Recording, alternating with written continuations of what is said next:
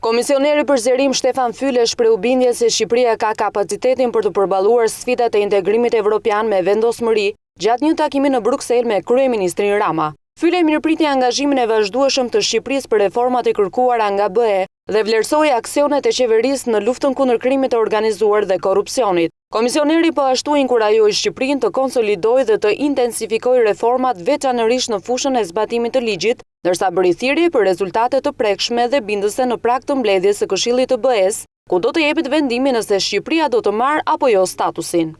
Po ashtu komisioneri mirëpriti qëndrimin e qeverisë për gjithë përfshirjen në hartimin e reformave bazuar në dialog konstruktiv dhe përfshirjen e opozitës për të garantuar qëndrueshmërinë dhe suksesin e këtyre reformave.